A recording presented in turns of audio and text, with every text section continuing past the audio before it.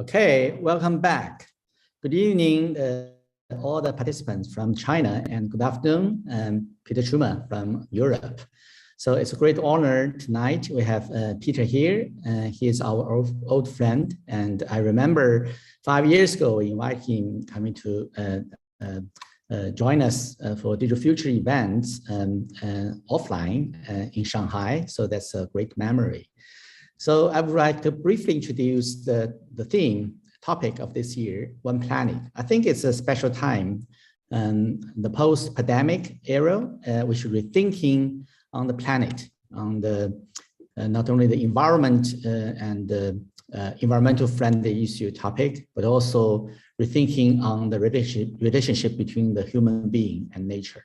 So although we have the lockdown in Shanghai months ago, and also including the war on the planet. So it's a really special time to talk about not only the technology topic, but also should set up some corresponding relationship between the human being and the planet. So that's the main background we set up this special theme. So over the past 2 weeks, so we have different events happening. From June the 13th, we have 11 days very intense PhD courses. And from this weekend, June the 24th, we'll have a CDRF conference. The topic this year is hybrid intelligence. And at night of June the 25th, we have the opening ceremony for the Digital Future workshops. So the workshop will start from the 26th to July the 2nd. And the closing ceremony, and including the Digital Future Awards, will be announced July the 3rd. So welcome, join us on that time. And most especially this year, we have 3 teams of the workshops, which who focus on the development of the metaverse exhibition for all the workshops. So, and we're looking forward to make the opening on July the 9th. So all the workshops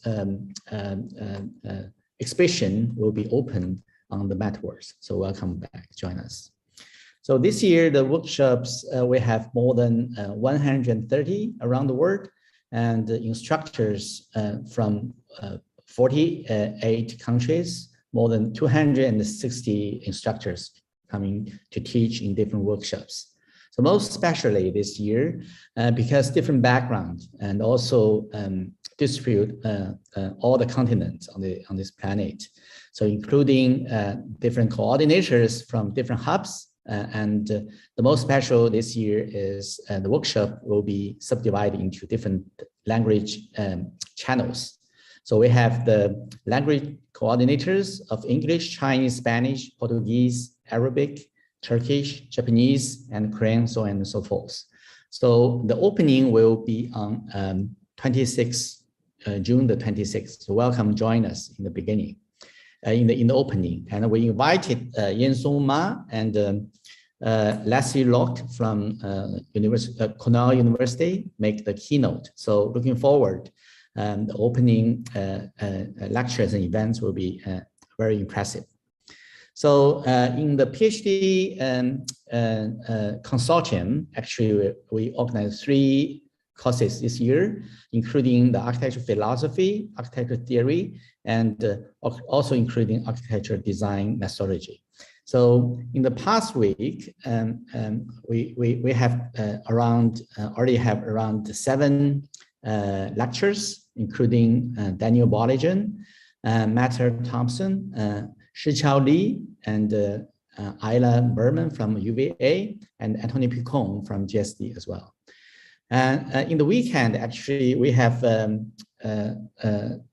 just organized a special event named Young Scholars Symposium. So 4 sessions already intensely organized at weekend. So the topic including advanced fabrication and robotics, AI and human-machine interaction, hybrid forms and virtual architecture, innovative structures and materials. So this week, we're right now here, we have 2 more lectures. Totally, we have 7 days, 7 lectures. So that's very impressive for all the special guests coming. So today, it's a great honor to have Peter Schumann here. I think the Doctoral Consortium is a sharing platform. So someone named in the formal days discussion, Digital Futures is something like the metaverse of open architecture education. So we have already uploaded more than 300 lectures onto Bilibili and YouTube platform. So the viewers already more than 400,000, you cannot imagine. For example, in China, we have more than 260 universities have the architecture department. So most of them have no opportunity to audit or to participate in the prominent professors who make special research in different fields. So Digital Futures produce a special platform to all these researchers, professors, and students, including some of the architects, and I think really special, gave them a special opportunity to reassemble the knowledge by different lectures. So I think it's an open sharing platform to produce a new opportunity for the future generation to learn by themselves and to learn from all these prominent figures around the world. So before the lecture, I'd like to briefly introduce our special guest today, Professor Peter Schumann, who is a professor for urban design and urban planning at University of Innsbruck, serving as the head of Institute of Urban Design from 2010 to 2021. And currently, he is the Dean of Faculty of Architecture.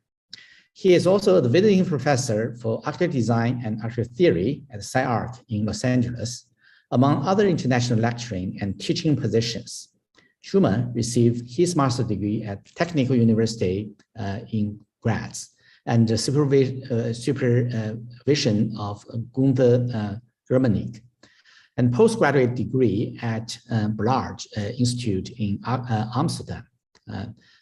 So I think he has a very prominent special experience. So today it's a great honor to have Peter here, and the topic is on the city, which actually influenced by the new technology. So let's welcome Peter. So the screen is yours.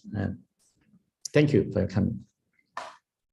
No, thanks, Philip. You know, it's really great and an honor to lecture here. And it's also very impressive to see after all the years how your program grew and how your platform basically expands globally. I think it's really great for students around the world and PhD candidates to actually participate on this project. Very nice to see, very impressive what you have all done. So if you, so I thought today, since I have been invited a couple of years ago, many might have known that some of the work and I've done at the Berlage Institute, you know, in the early 2000s, yeah, that I had been really engaging in the idea of how can we use digital techniques to make a new kind of planning tool, yeah. And I'm really proud to know that Xiaodi and Wang Ji, two of my former students, have really expanded and really made a fantastic, let's say, exploration of hopefully something I could lay a ground for them to grow. So today, of course, it's 10 years later, and I thought, what could I present you? You know, and of course, we are living in it, different times, things have changed. And as you know, also in Europe, COVID was forcing us to not travel. And you won't believe, I suddenly had time that I really thought this is the moment where I could write my book. Or basically, I actually did my PhD by myself. And so what I thought I'm going to present you is these ideas that I have presented just a couple of months ago, yeah, which was finished by the title, The City as a Technical Being. And what I meant basically by this idea, and I just put my presentation on, was that I always had one really intriguing idea, and that is, how can we explain, on the one hand side, the existence of our architecture, but at the same time, what could some kind of thesis to look at the city as an object in itself, as something that has the capacity to generate not only us, or that we live in, or not only something that we have generated, but that also generates its buildings, or actually how we can think about its physical appearance. So what I meant by that is that the focus of this work was that I saw that in the history of architecture, there was always an idea that we are not only said we create the city as a kind of an environment, a kind of a milieu, a kind of a socio-economical idea, and out of that we are generating the buildings. My question was, how can we explain more or less the physical experience of these buildings? How can we explain that a high-rise is a high-rise? How can we explain that a megaform is a megaform or a megastructure? Or how can we explain new phenomena, for example, like these pencil towers, So it seems like there was a kind of a history in which the city has produced certain kind of architecture, like, for example, these pencil towers, or like, for example, one of my favorite examples, the villages on a single roof. Or if we know from the history, even the Greek theater, like is in principle an architectural entity that is produced by the city. But also the city has produced completely kind of new interiorities, like for example here, a hotel. So the question to me was, if the city is producing these kind of objects, yes, there is an architect, yes, there is someone that basically might have designed them, but how could we think of them as a methodology that could allow us as architects to use to basically then design or basically to digitalize some of these phenomena? So the first hunch for my idea came actually from this diagram. Now I know it's a famous diagram, sometimes used in the beginning of the 19th century to explain the emergence of high-rise towers.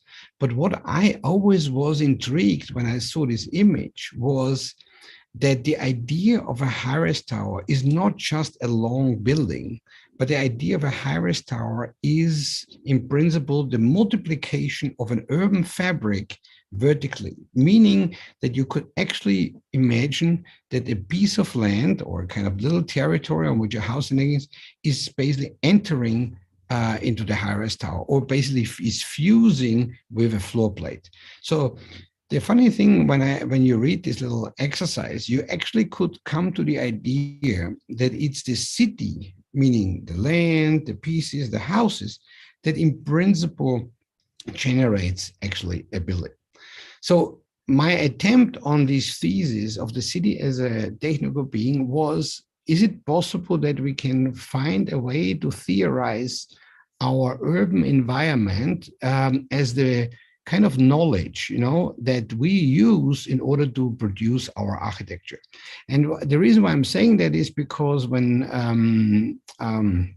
Philippe said in the beginning, we are thinking about a kind of a new role of the human subject on the planet, you have to imagine the reason why I was always interested in the city was it is the largest artifact that we know. It's basically the largest object that we have more or less designed. Of course, nowadays it might be the planet, but at the same time, that large object has also designed us. We became a different subject. We became a different species. We became a different culture.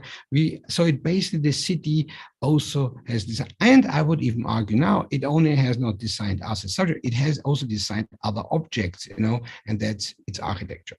So in order to explain you the context, and this is a little bit for the seminar for a PhD context, is how could I contextualize this idea to understand the city as a technical object.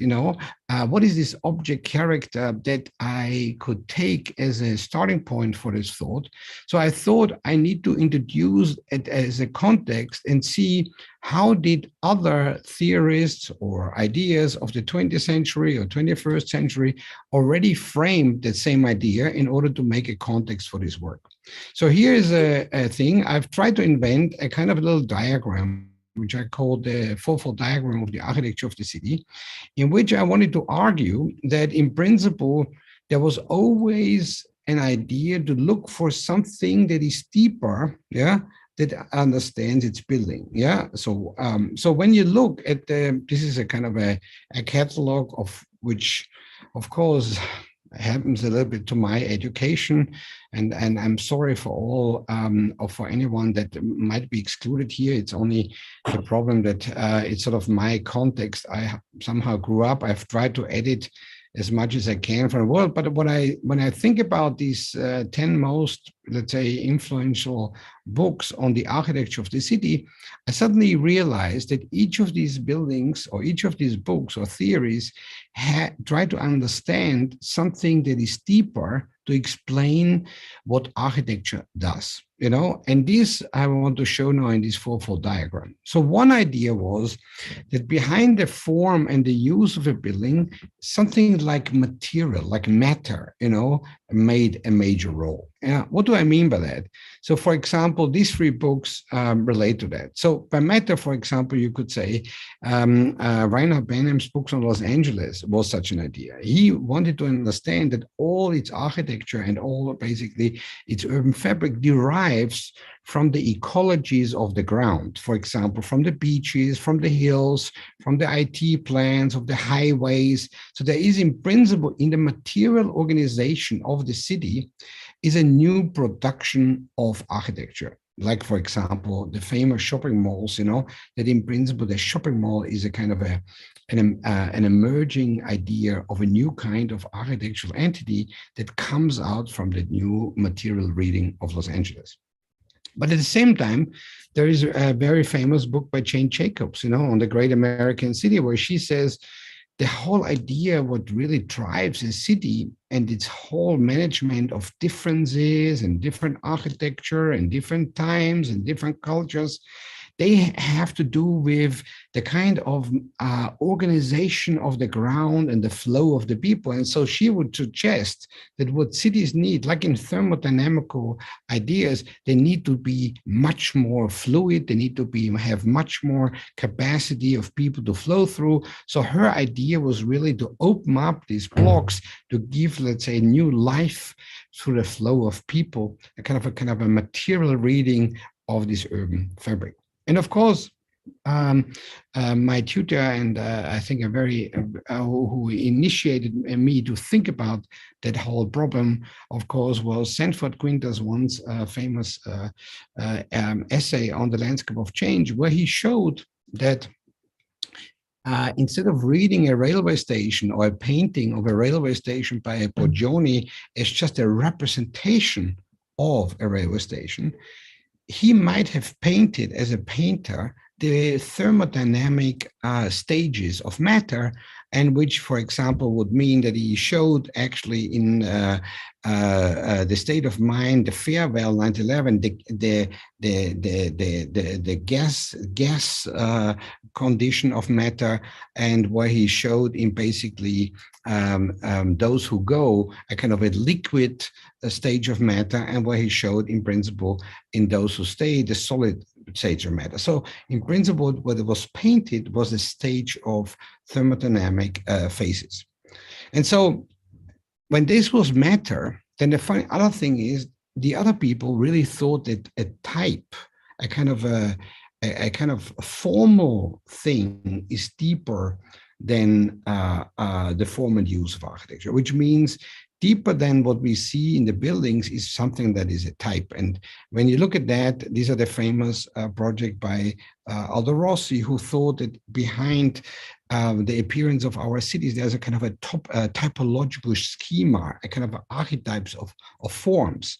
Or, for example, the famous work on the city within the city by Oswald Matthias Ungers, where he and with many others thought that the city is basically the construction of architectural ideas we can find in the morphology of the city, like for example here in the plan of the Unter the Eichen in Berlin, we can find a kind of an architectural mega form, you know, that relates to buildings that we have constructed as an ideas.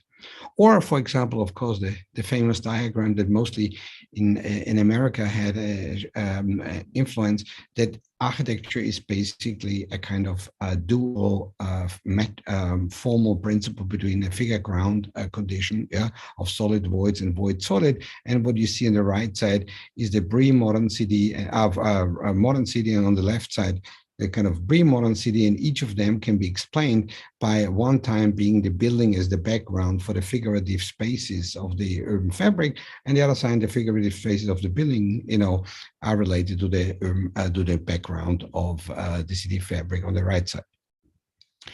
So when this was a type, then I think the latest part was the deeper than what we see as a building is something which is the function. And what that what meant was, especially by people like Bernard Tschumi, Kohlhaas, and also Denise Scott Brown and Venturi, that the city has a function. It basically does something.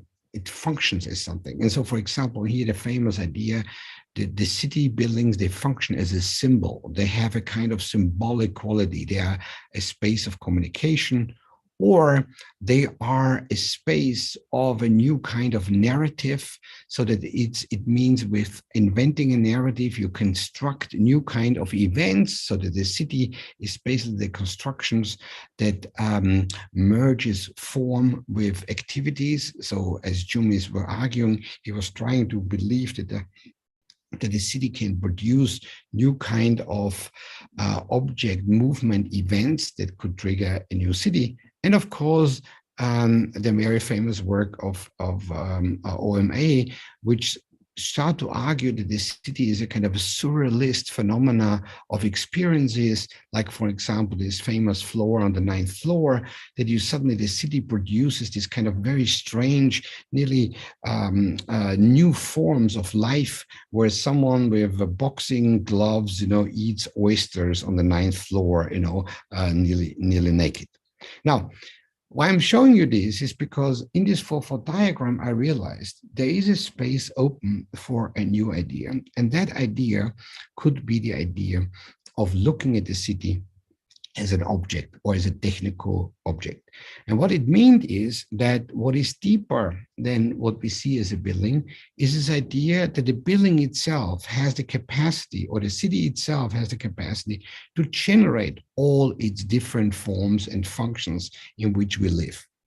And so in order to formulate this thesis of the city as a technical being, I actually, of course, was influenced by, you could say, some of the reading of Triple O and object-oriented ideas. But in principle, I needed to go back to find an idea that helps me to understand that entities like cities have a little bit of life on themselves, you know, and actually as a technical being try to make new kind of forms. And the person that I came back with is a philosopher from the 1950s called Gilbert Simondon, who had this idea that in machines or in technical beings, they have the capacity to fuse elements together. So, for example, here are his examples about a motor block, where he shows about the very funny relationship between the fins and the cylinder, and where he says they didn't exist before, but they fuse together and make a new function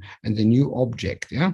But he also showed this very strange thing about telephones, that he said there were things happening within a telephone, yeah, that had nothing to do more or less with hearing the phone better. No, in the material components of the history of the phones, the cables and the rubbers, they were merging somehow together over time.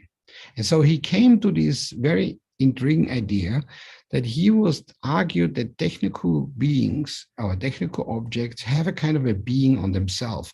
And their idea is that they fuse their elements together and generate new ones. So what he meant by that, he said, technical beings, and I translate that now like cities, they are overdetermined. They already contain in themselves other things. The only thing is these things are not yet actualized. But at the same time, each of the elements within such a city, like its architecture, its streets, its squares, its buildings, and so on, they can also specialize. They have the capacity in their qualities that they can somehow, he has a name for that, have a kind of a hypertelic quality, they can specialize. And not only that, once they are specialized, they can become many, many, many other things that we haven't thought yet. So this idea of to look at the city as a kind of trying to, within its qualities, make a kind of new architecture was in principle the starting point of the work. And I'm showing you to you now some of the ideas that came out of this. So for example, one of the most interesting example that gave me the first time a hint where you could see that idea was in a kind of a village plan of a Neolithical homestead plan of an African village. What was interesting here is to see that if you look at these elements, you really could see that if there was first a city which was just around like a wall, then you could say that wall was suddenly used to make a building. But not only was that wall used as a building, once there was a building, the building fused together within the wall and it became a courtyard. And once it was not only a building, it also could even produce a little kind of property, as you can see down below, a kind of a little property, a rectangular square. And you could say this could be like a piece of land, and that piece of land is merging together with the building. But at the same time, when you look in the upper part, you can see that this piece of land was connecting all the doors. So you could see there is the emergence of a street. And if you even go speculate further and you see that street is moving then into the house, you could say this makes suddenly a floor plan. Yeah. And so what I saw suddenly in this diagram is that if you start by just saying that the first architectural entity of a city was a wall, then that wall has the capacity to become a territory, to become a space. And once it becomes a multiplied, it becomes a house, it can become a piece of land. And if they are joined together and merged together, they can become a courtyard, they become a real estate, they become a housing block. And so I wanted to show with this idea that in the qualities of an architectural element like a city wall emerges all its other architectural unfoldings.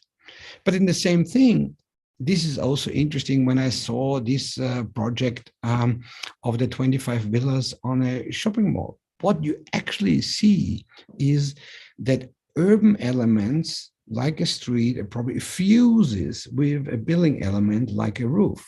So you can see really that this kind of new typology that I would say is a very new typology of our urban fabric is actually the production of fusing elements from the city fabric with the city, with architectural elements.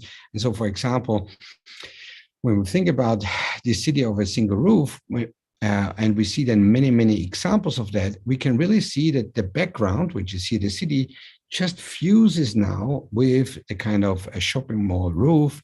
For example, it becomes the street is fusing with the floor plate, but at the same time, the floor plate is also using with a property. So, but these are not just new phenomena. These phenomena, I start to realize, can be read with many, many other buildings. So, for example, a very famous example is the Lloyd's building in Richard Rogers. And when you look at the thing, it is mostly understood as a kind of a neo-technical historical, let's say, entity of the late 90s or late 80s, yeah, in the time of engineering England. But if you look at its plan, you think like, this is a kind of, where does that come from? You know, this empty space in the middle, a kind of a clock in the middle as well.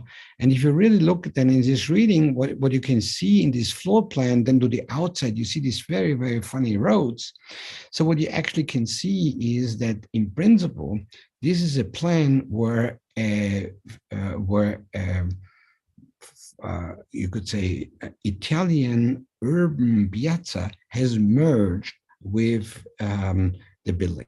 So in principle, in the urban fabric lies actually already embedded the kind of the ground plan that basically Rogers did. So in order to now I'll give you a kind of an example of that, I've then looked into all the cities, you know, and what I meant by that is I've looked into the idea that once cities has been formed, like the city of the circle, the grid, the linear city, the city of the archipelago, when you really could see is what you really could see once they had been initiated, they had the capacity to change and transform and become other type of cities. Yeah. But not only have they changed and become other forms, let's say, for example, small grids, grids within grids, a grid with void, or one time the linear city as a building, the linear city as a properties, or for example, the city of archipelagos, you know, like the urban fabric, what it actually really did, these kind of forms, it was the generation of new forms as well, but not only as forms, as functions. So for example, a city of a wall could not only function as a political territory in its first stages, it also became the city of the trade, a kind of a commercial entity in the Middle Ages, and it became later on the garden city in a kind of a new cooperative idea of ownership that didn't exist before. And of course, today, the city of the wall has been used also for other kind of function, good or bad, but it reappeared as in the gated communities and things like that. So once it was initiated, they had a capacity to become something more. Or the same thing is, for example, with the cities of our grid. It became, on the one hand side, the city of a kind of a real estate capitalization, but it was also the city of a new kind of body politics or biopolitics or human politics, which wanted to understand, to give a kind of a distribution of the idea of a city fabric in which on every sector of the city there should be facilities and districts and parks in order for basically having a better living. Or the linear city was once thought by someone as a kind of really corporate, a kind of as a company, but it was also becoming, for example, the socialist idea of a new kind of linear city for the Soviet Union or socialist states. But it also became the very famous project in Germany, where suddenly this kind of new archipelagos became the first kind of, you could say, industrialized settlements that has been produced as islands for the manufacturing of mass-produced housing. In opposition to, for example, the city I know a little bit better because I grew or lived there, is basically Vienna, where you really could see that suddenly such archipelagos were not just mass factory, they were just gigantic courtyards. So this idea, and of course the archipelagos were then further developed by the city within the city, and it became really kind of the phenomena of our new stage. And to my really, I think, surprise, I think Shenzhen is an absolutely fantastic example of this idea, yeah, of differences within different kind of buildings in archipelagos. And the last stage, mainly the city under a single roof, was not only thought as a kind of a large building in order for a kind of a new form of real estate, in order to develop a kind of new phenomena of the city fabric, it actually became, in today's China, one of the largest built interior spaces that I know, where you can see suddenly that the whole city has moved into its interiority, and become alive on itself. So having shown that this is this idea that once something had been initiated, I thought there could be a kind of a new field of research out of that. And I hope I'm going to show you some of the examples now for the second half of my little lecture. Now, one thing was that if you look at this diagram again, that matter, function, type, or object was deeper, you actually can see that there was always a certain kind of discipline in the background that was driving these ideas. And so when you look at that and you overlay it with the discipline, you could say urbanism was always about the understanding of this. How can we understand the material aspect of an urban fabric? And urban design was always understood as the typological, you could even say formal aspect of designing something. And urban planning was always about what's the function of a city. And so I wanted to open up a kind of an idea of, which I called cytology, is the idea of trying to understand the city as a conversion of its parts, becoming a kind of a new urban fabric. So having said a long time, you asked then, okay, but how does it do with digital fabrication? Because you see, all architecture in a certain way is not only trying to find a field of research, it also tries to make a field of pedagogy to see how can we learn from a thesis and turn it into a kind of making. So for example, Denise Cole-Brown not only looked into Las Vegas and tried to make a new practice out of that. If you think about also Ram Koolhaas, who look to Shenzhen or look to New York, they also try to learn from the city in order to make new kind of pedagogical projects. So one of my projects, for example, was that I have applied that for a recent project, or basically to finish one of my cities as an urban pile. And it was an idea to argue, how can we apply this concept of cytology onto a kind of a master project for New York. This was as many of you might know, there's this project in the Hudson Yard, which needs this kind of gigantic amount of volume. And in order to propose that, I try now to apply this idea. So what I've done is I've looked into the urban fabric and looked into all the object characters that this Manhattan is doing. So that means it has this wilderness, it has an urban space of circulation, it consists out of all these buildings. So it has a reality as a technical object. So what if I use that reality, but now fuse them in a way together that has not been yet fused together? Yeah, meaning trying to find the capacity within a park, within a building, within a space of circulation, like the grid, to see if I can form a new kind of building. And that building that come out became this kind of a new three-dimensional project.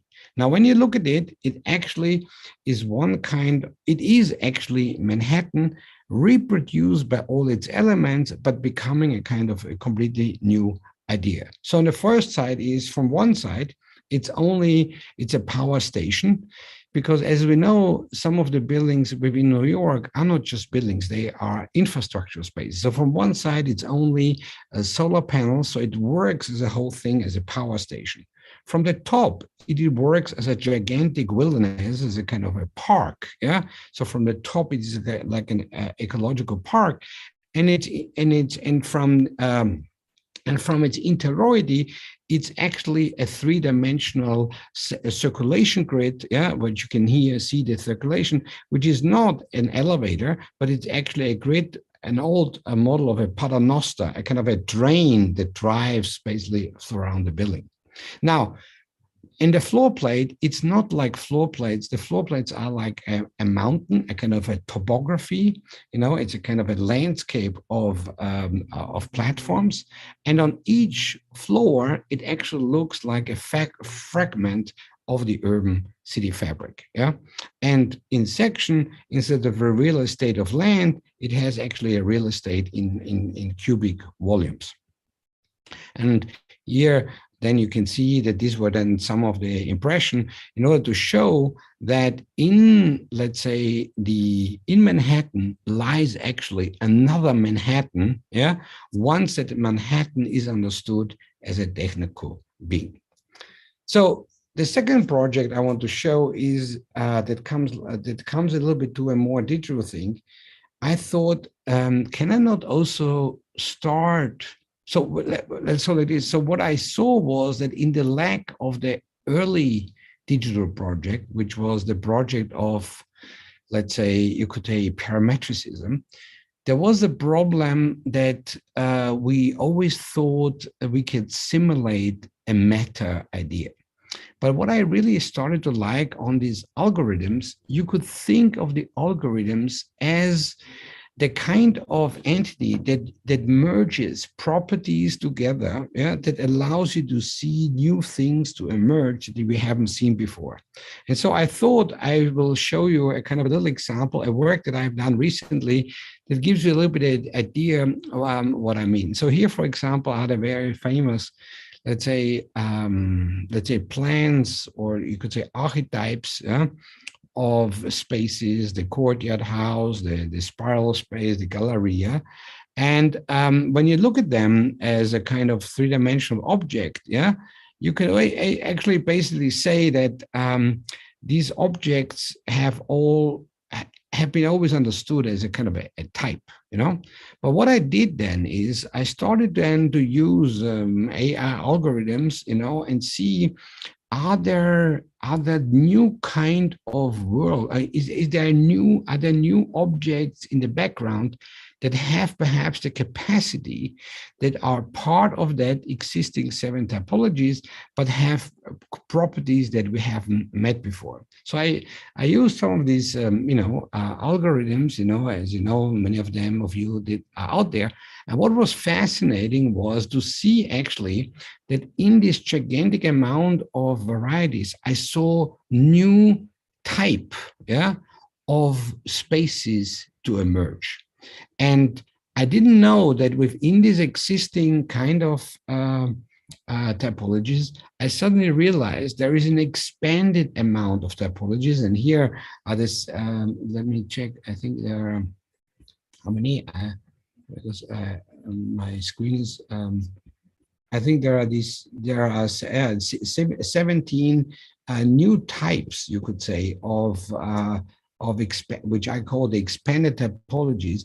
So that means there are completely new spatial arrangements within the 7 existing ones that we haven't seen before. As you can see, for example, the first one, the courtyard, which is not the courtyard anymore, but the space of 4 pockets.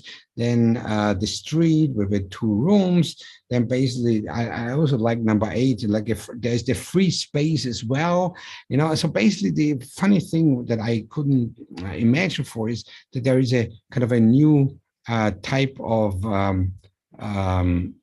buildings that, in principle, and here are these 16 new types, that came out of that, and they are in principle part of these existing typologies. And here you can see them one more time, 3D model. So what this first exercise, kind of the expanded type, was to use kind of a new digital techniques to find within the existing reality a new kind of other realities, like, for example, here, this expanded type.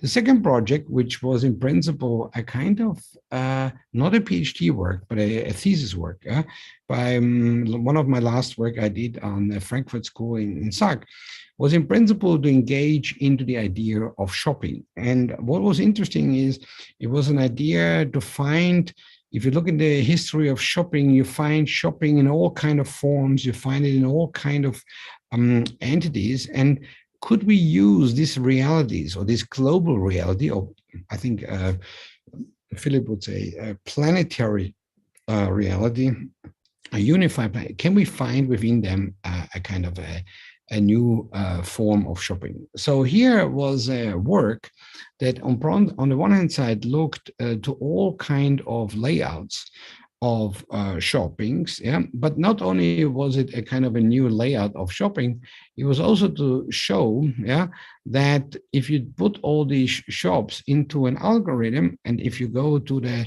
on that, I don't know if I can draw in here. Oh yeah, and if you look at this one, at this type, this one was actually one that didn't exist in the original um, exercise. It was actually one that was generated by the algorithm. So it was not only one inside to look into the different plans of shopping, it was also the idea to look into the different kind of plans of shopping and expand them by new kind of layouts that an algorithm was producing. So to go, sorry, I just need to check if I have to go out of here. So to keep on going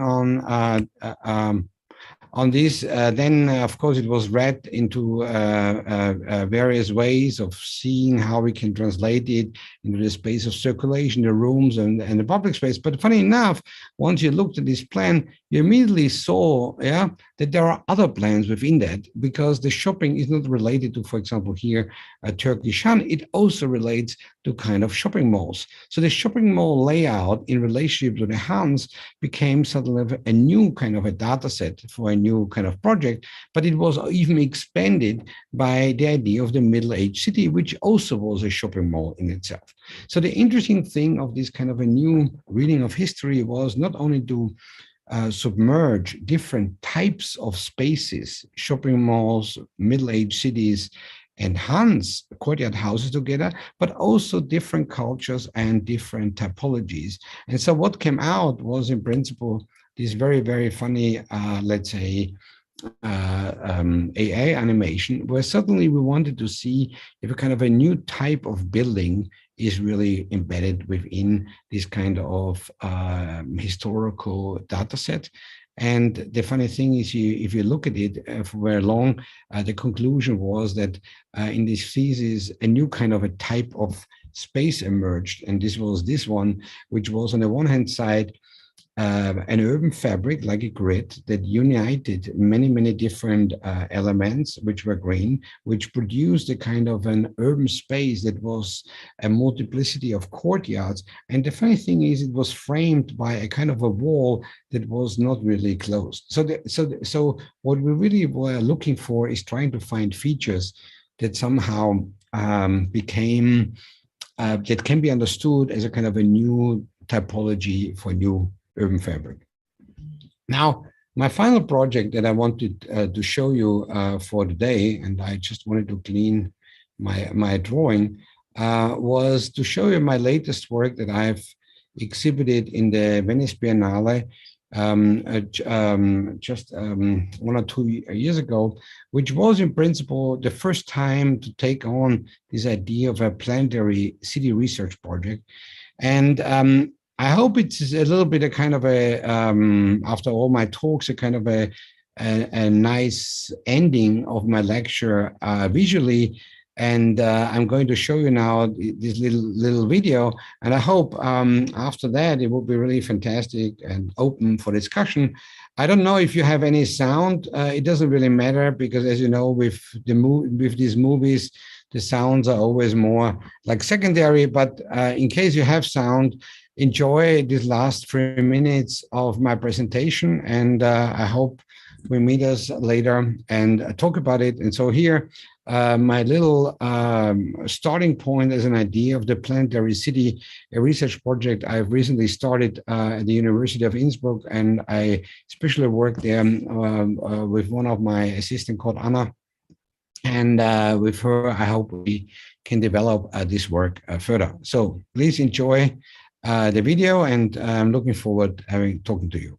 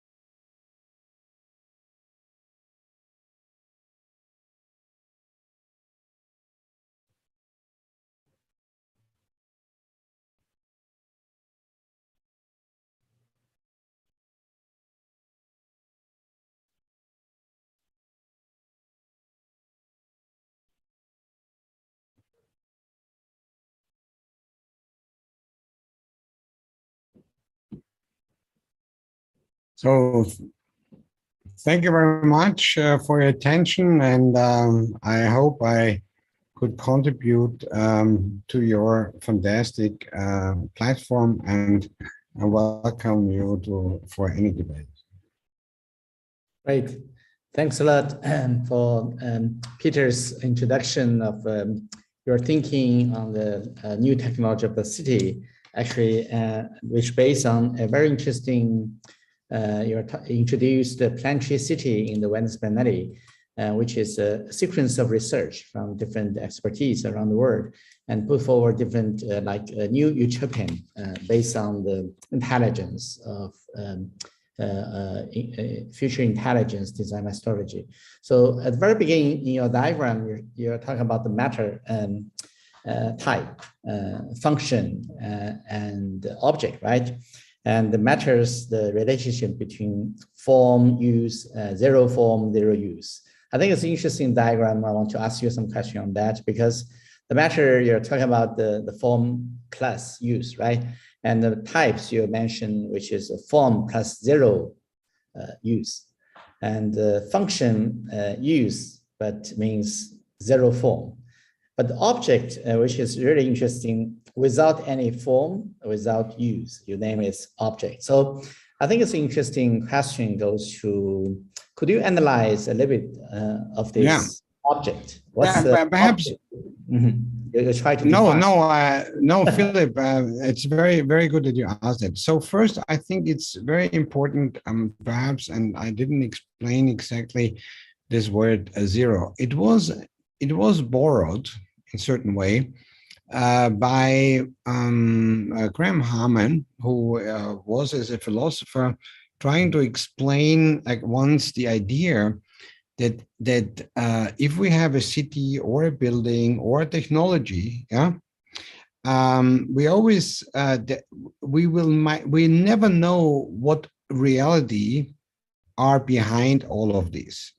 So it means a city can become that, it can become that, and he had to find a word for all of these realities. So instead of saying it is no reality, he was saying what all kind of forms or all kind of functions we can imagine or don't imagine is behind it. He called it the world zero. So zero was not nothing. It was not the idea there's not. It was everything that we don't know yet. Or everything it was or we don't know.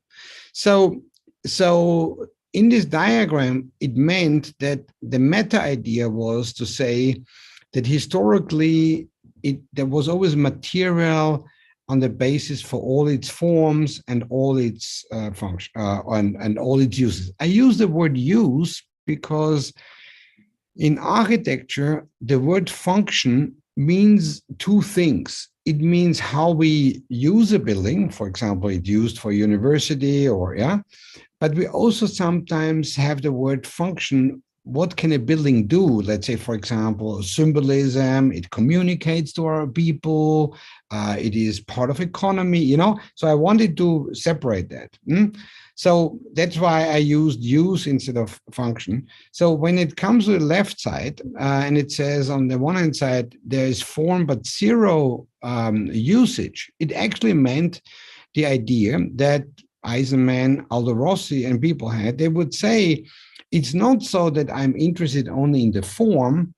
The form is the container for all the possible uses, that are embedded, So it was not excluding use. It was not excluding functions. It was saying all the life that can happen. I got a translation now by Aldo Rossi's old book, and he was more fascinated that the form is the container for all the human lives that can happen in the form.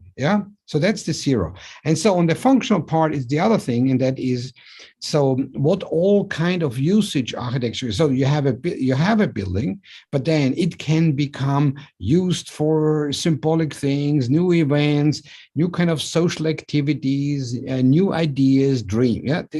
So when I came to the object, it actually meant that the object or the technical object is overdetermined. Yeah, it's not. It's when we have a computer, or let's say when we have a phone, we don't know all the forms and all the functions it can have. Yeah.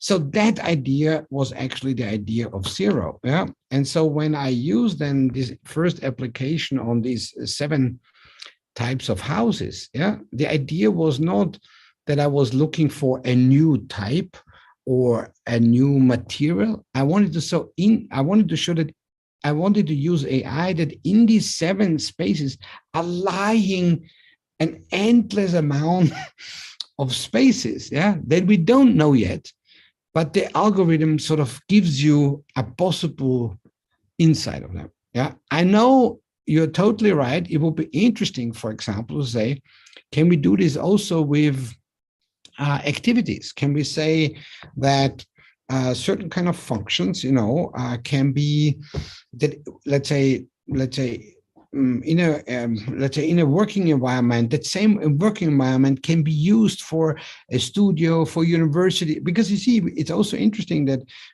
when you think about architecture, we use the same kind of idea that usually has been, or let's say the factory, the layout of the factory, we think it's only used for a factory. No, it can be used for a studio space, an architecture space, an office. So there is a capacity. And yeah, it's a beginning of something, Philip, but I try to, let's say, organize my ideas. Yeah. I think it's a really interesting diagram. Actually, it's really deep in the discussion of philosophy, because at the very beginning of Shiqiao Li, who is Asian-based American researchers right now, who is a professor teaching UVA, he is also making a similar discussion based on philosophy, because I think the matter is very physical, material things, which including the form, including the use. So in Chinese, we have a word wu. Wu means material. So, but the object here you put forward in the Chinese philosophy is wan wu. Wan wu means everything, every possibility. So it's quite no. So that's the Chinese philosophy, actually, which is totally different to the Western, because the Western seems like object is extremely the abstractness of all the possibility, which is a different analyze. So what is Wu? What is Wan Wu? So actually in 2019, I make a lecture in UVA, and I also quoting the similar philosophy. I name it hyper object. Hyper object. The hyper object means, in Chinese means 超物, but actually when we participate your lecture and the Li Shiqiao's lecture, I think we should translate object into Chinese 万物. That's more profound to leading us to all the possibility, especially in the AI technology we can produce and integrate, or actually we're just searching all the possibility in the object. So that is a potential very theoretical and philosophical perspective. And actually that is quite different to Peter Eisman, because Peter mentioned something about abstract and presence and absence.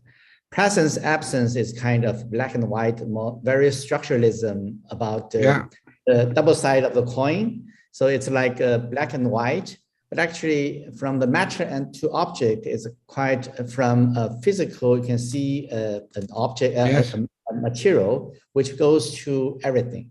So in Chinese, 万物 and Wu is a quite different philosophy idea. So I really appreciate. I appreciate your reading, and thank you that you explained it the first time that it might be worth something. But I think in Chinese, for people more easily to understand, because I translate matter into Wu, translate object into 万物. And could you give me the Chinese signs because I would like to quote you to add to my matter and object the Chinese word. I would love that. Exactly. I also searching for this translation, because I translate this to hyper object. Hyper object means 超物, but I think what you put forward today, object means zero form, zero use, is really profound, I think, which really close to the China philosophy, because that's everything. Everything is object in your No, yeah. No, I have to say I've learned a lot. First of all, it's fantastic, Philip, that you mentioned this. I really hoped also to you see, it helped me a lot also to read the Graham Harmons. I think there was and also what you mentioned, I think this kind of philosophy also not only opened new negotiations planetary with your Chinese philosophy, it opened up to give us a more general new forms of communication on the planet, that there is something that not only goes back to an origin, but to something that is, has all in it, and all. I really like it what you I think said, and today is really important. Although the diagram is super simple, but it's super profound to me. I think which gave me a lot of thinking, further thinking, discussion on this diagram. So I appreciate it very much. And secondly, I would love if you mentioned me. Great. I think it's great. That should be based on a lot of thinking of your formal research and works. And then I think this will leading us to another discussion about the technical objects, from object to technical objects, and to the different potential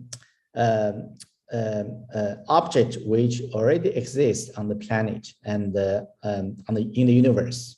So it's more like everything is already there. What the designer could do is just try to searching or integrating or collaging all the possibility in the scope of the object world. So that's why we implement like the style transfer, this kind of GAN and the style GAN, which we make a lot of discussion recently or in the past few weeks by different expertise here. I think it's more like you find a philosophy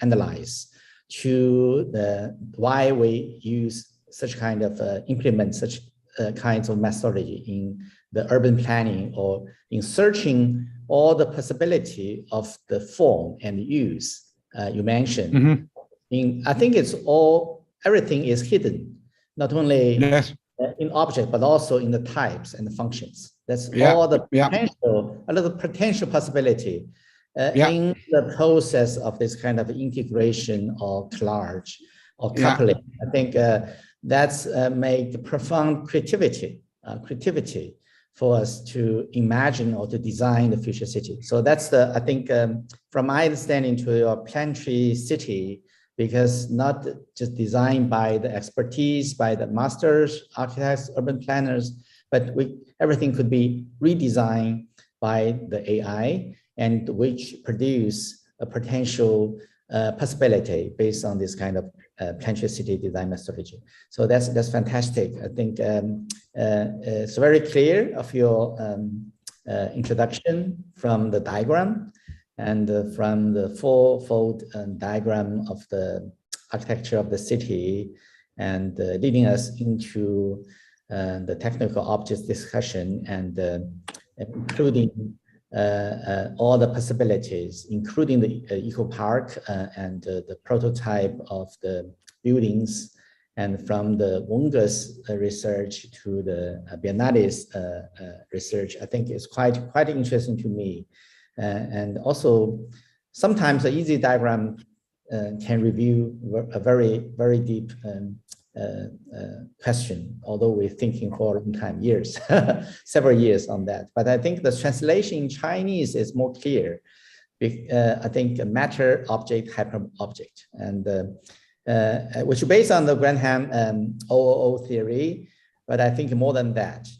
And especially when you link it to the artificial intelligence design methodology, that's really, really interesting to me. Mm-hmm.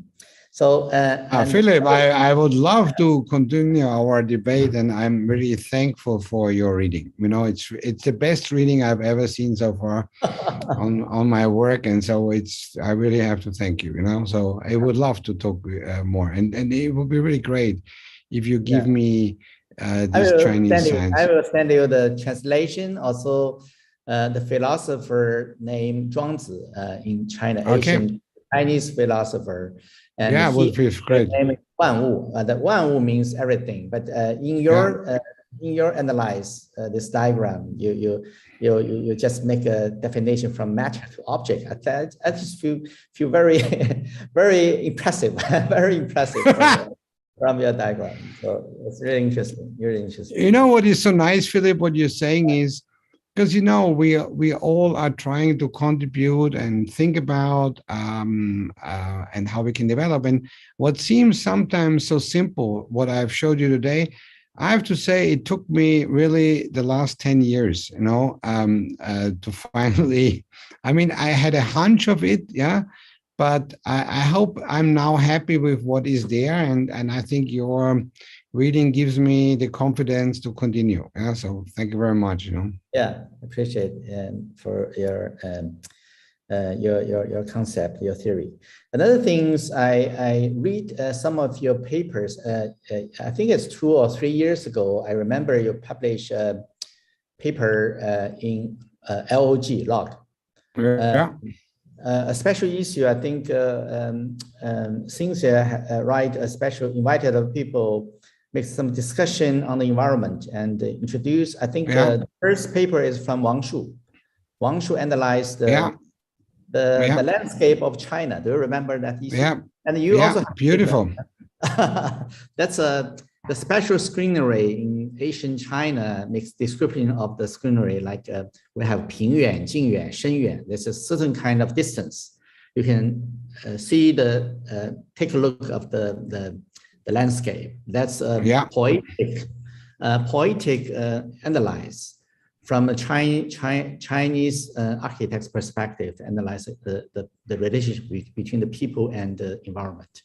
And in your paper, I remember it's very special because I remember because you introduce your experience in your University of Innsbruck about the window, about why you cannot open the window. Is that right? In your paper. I'm sitting in this space now and I'm sweating. Yeah. Okay. So the window does not mean just looking outside of the world, or open the window means open the air. But the window sometimes have higher hierarchies function because if you take the window as a system of the building, the window is not the window. You cannot open the window because it has some environmental performance based on whether it can be open or not, right? Is your paper? I remember it. That's my paper. Listen, Philip, I tell you, I think it becomes time that we meet us again because I think you're the only one who is reading my papers. But no, I think it's... In that special issue, I remember Wang Shu's landscape thing. Your writing is totally paradox. It's totally different philosophy to analyze the relationship between human being and the environment. I think you're just introduce something like more like a planetary city or planetary world, because the window does not only means the facade, does not means the ethics of the facade, but means the more ethical of the relationship between the human being and the planet and the environment, right? Yeah. So the window has a extraterritorial idea that we don't even as humans completely access. You know, it was the idea. So like that reminds me because you are famous, but your early academic age, you starting from some environmental performance-based study, and also the parametric formation in the design process. Your early, I think the early generation to do that. So could you tell us something about the transformation of your mind? Because in today's lecture, it's more like a bigger scale and more philosophy. be thinking on the matter and object. But before that, you're actually from the parametric design process. You set up and also teach like Wan Yu and Xiao Di. I think that they are really early generation in the whole world, Yes. starting the parametric design in the urban planning scale. And afterwards, in your writing of for LOG, for log, you mentioned about this kind of environmental performance, which also produce new information process to the design. So can you analyze the evolution of your theory, of your practice or your research? So how do you like storyline for your theory? Thanks for that question. First, I have to say Wanzhou and Zhao Di really have gone beyond I could have imagined, so I think they really, I mean, if I could seed anything, they really expanded it to beyond my expectation. But when I did this associative design project, which I didn't want to call parametricism at that time, it was more the idea to use relational softwares,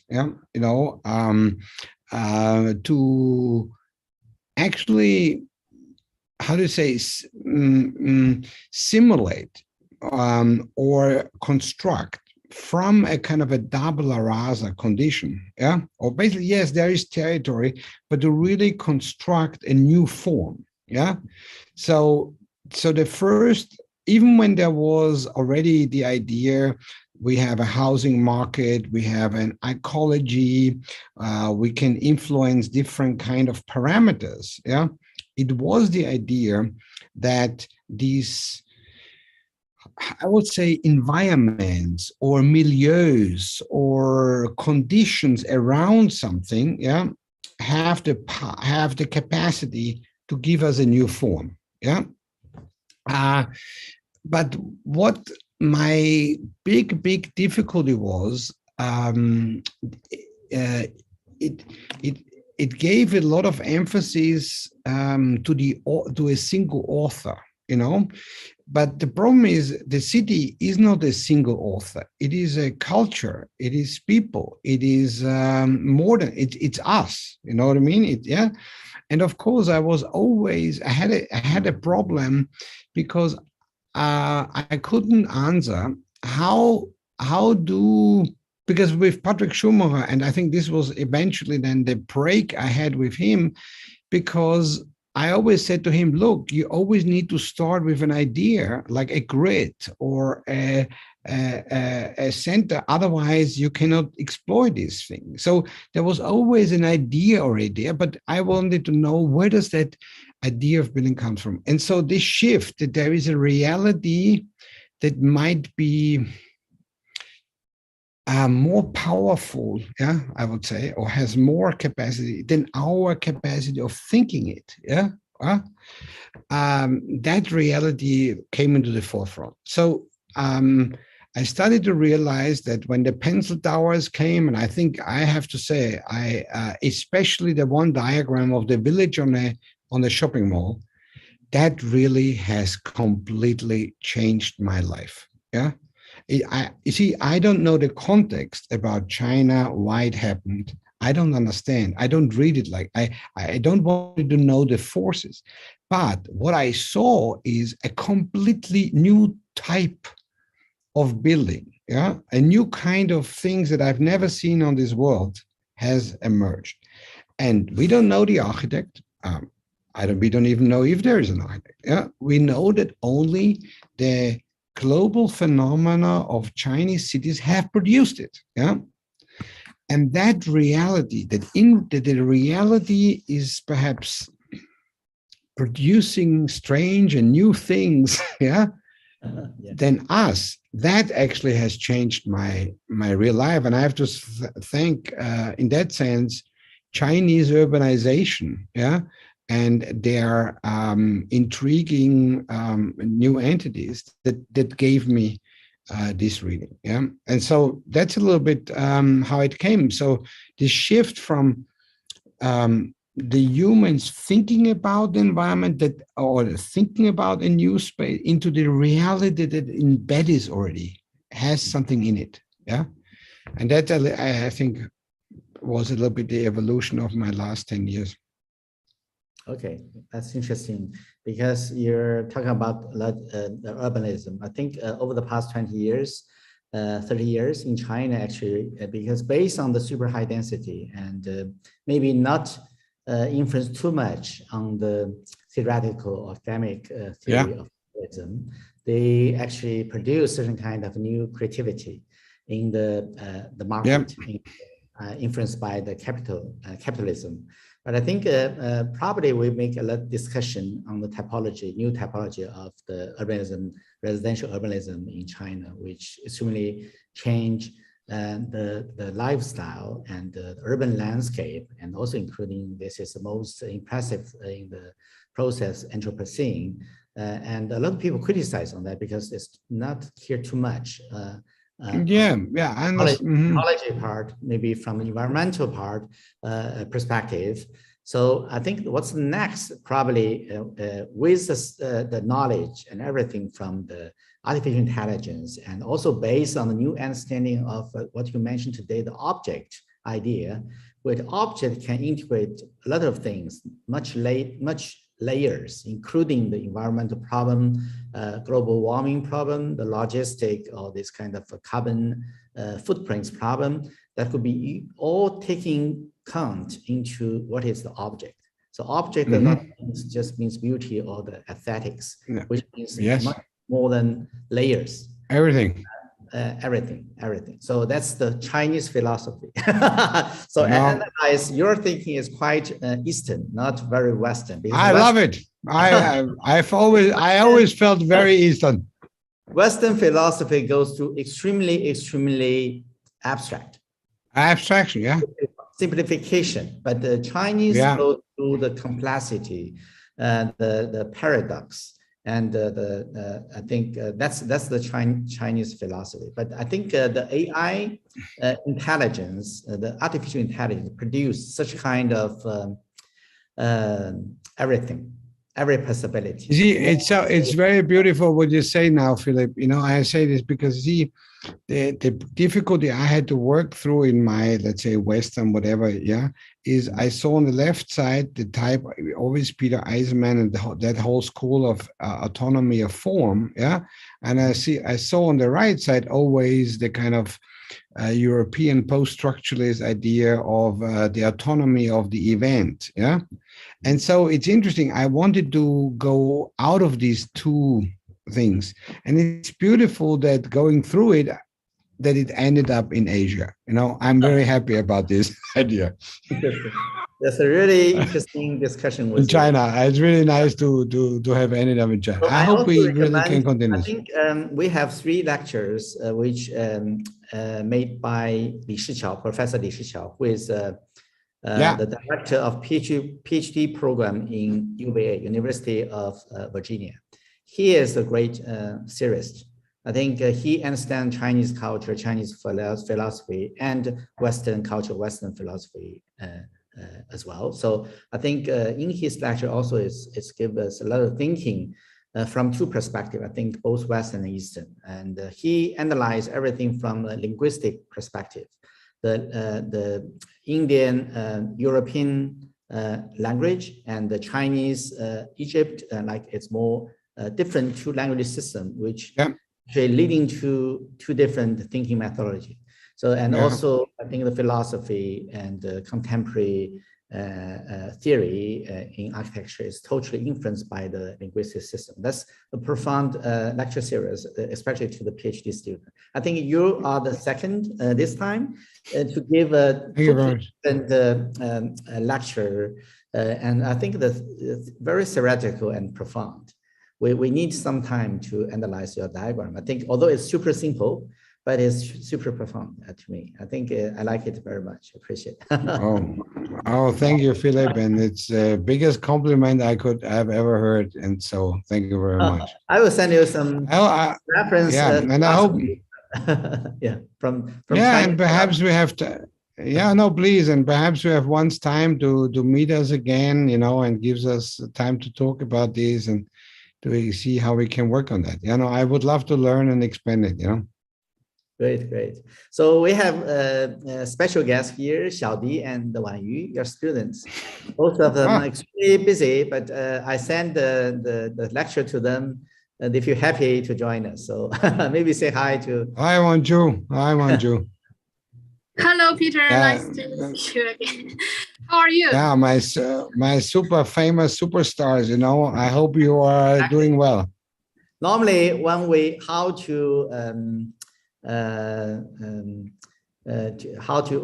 say if the professors are good, maybe we should make decision or judgment by their students. So Wan Yu and Xiaodi are quite successful, I think, globally, not just in China. No, I know. Some new paradigm, the architecture intelligence design methodology globally. So maybe Wan Yu, would you like to ask some question of? Yes. It is my honor to be here, and thank you, Philip. It's really my biggest honor to get your accommodation. Peter, really long time no see. Actually, we had met 2 years ago in LA, right? Yeah, it has been a while. And I saw your work today. I'm so impressed. And I was watching your entire lecture through. Yeah. Hello, can you hear me? Yes. Yeah, I can hear you. Yeah, there was a call calling. I was saw your entire lecture on the Bilibili, and I even give you some flowers there. And I wrote one sentence. I said, "Wow, Peter Trumer has evolved to another step again." So, yeah, but now I would need you again, to go to the next step. And Xiaodi, need to learn a lot from you again, because Peter seriously is my mentor. He's really opening the door to me, because he's the first one introduced another mention of thinking to me in Baroque Institute. He was introducing a industrial design philosophy, like top solid and associative design. And this entire thing is brand new to me, and also to the architectural world. It's really the starting of what Xiaodi and I am doing right now. So seriously, thank you so much, and I'm looking forward to work with you. Yeah, sorry, there was a call. Keep calling. Yeah, Xiaodi, do you want to say something to Peter? Wanju, you're always welcome. Hello, Peter. It's really hi, Xiaodi. It's really an honor to be here, and thanks for your invitation. And today I also saw Peter's new work, and it's really impressive. You know, when you go through this lecture, I was remembering what we did in Bayerlachen Institute. It's also like we are not let's say fascinated with the shape, with what is architecture is, but we are talking about why we do this and what we want to connect to the technology and the urban issues. Basically, we try to figure out not about answer the question, but is figure out what is this question itself.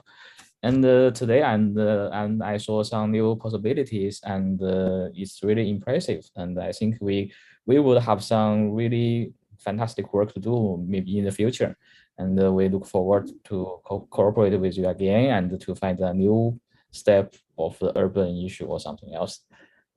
I would love to. I just that Xiaodi, I have some ideas, and I know that you have the way of how you can make it work. Yeah. As you have proven it, Mm-hmm. Let's try to figure it out. Yeah. Great. Thank you. Thanks for all of you. So I think Peter maybe you should publish your new diagram in LOG or some new books. I think it's a very interesting, totally different to the Western philosophy. I don't think some theorists will like they will like your diagram because it's quite Eastern. No, I know. I know. But you know, Philip, there is two things. First of all, the PhD, I think it's here now. So here, this is where I don't know. Super big. Here. So the diagram is just I just defended it as a book 2 months ago. I hope I can find people that are interested to publish it. If you have any idea that I could publish it in China, I would love it. You know, I would love to, and I hope I can give a little contribution to the discourse. Yeah, Tongji Press have a sequence of architecture and urban planning, sequence of books. Maybe I can recommend to them if they have special, if they're interested, probably they can sponsor for the publication. But we can make some recommendation for your book. Oh, that would be fantastic. Yeah. Oh, yeah. And let's see. You also publish several books in Tongji Press, right? Yeah, just one. We're hoping there will be more. Okay. No, I think that's what is really nice to see now over the last 20-25 years that you have taken on a discourse that goes from one area to another area, and I'm looking forward to see what comes out. And I think it's also great to see a young generation like you in China to produce, to build on the past, and that past comes from your generation already trying to get different thoughts, different cultures, different ideas, that of course will always be richer, than other things. And so I'm really, really looking forward. And now sometimes I'm happy that some of my things, might be useful or have understanding in Chinese culture, makes me happy, if that could be the case. Really, really interesting to us. I think appreciate your lecture today. So are there any question from the floor or the PhD student? Do you have any question you'd like to ask to Peter? You'll be welcome. Just to know, a little reminder, Philip, Wangju and Jiaodi know that I'm very bad in publication, because all the kind of work that we did at the BELAC is never published. So I hope this work is getting published soon. Actually, I think XCOO is quite successful. I think probably you can set up more close connection to each other. I think they play more and more important roles. Not only who are they? Yeah, not only in the XQ. XCOO is a company name of Oh yeah. No, It's our company name. Oh. Because Peter, we can connect via WeChat. I hope you can get on more on WeChat. Then we can talk. Exactly. More. Yeah, let's do that. Let's do this again. I don't know what happened to my WeChat. Let me check. I need a new WeChat. Okay, cool. Yeah. Let's do this. Okay. Are there any questions or? But Philip, it would be really nice to also hear if you have a lecture or something to hear. I'm checking out these other platforms. Is it accessible from the? Is it available all the other lectures as well? Would be nice to hear some of them. Yeah. We have some platform on the YouTube. Probably will send you the linkage, and we have. Oh, nice. Yeah. You can see the feedback on the YouTube platform as well. So thank you so much for your. Thank you. I have to say, thank you. Yeah, great. I think because we notice as one of the most important figure in the Europe from your very young time, especially I think around 20 years, we read a lot of papers from you and notice what you're doing. So I think we would like to invite you in the future, maybe make more lecture to us. So great thanks for your contribution. No, No, first of all, thank you, Philip, that you joined me in your program. Thanks for you and Jody that you still welcome me and remember me. You know, so let's see. I'm looking forward. I always like John. I was there when I was a young man, you know, and I was 25 years when I entered your country the first time, and I can tell you, it was an amazing experience for me. So it's really happy that I still can relate and culturally and talk to you. Great, thank you. Thank you. Thank you, Philip. Thank you, Raji, Jadi, and all the audience. Peter. Thank you very much. Keep in touch. Yeah, take care. Take care. Thank you. Bye, all of you. Bye. Okay, bye.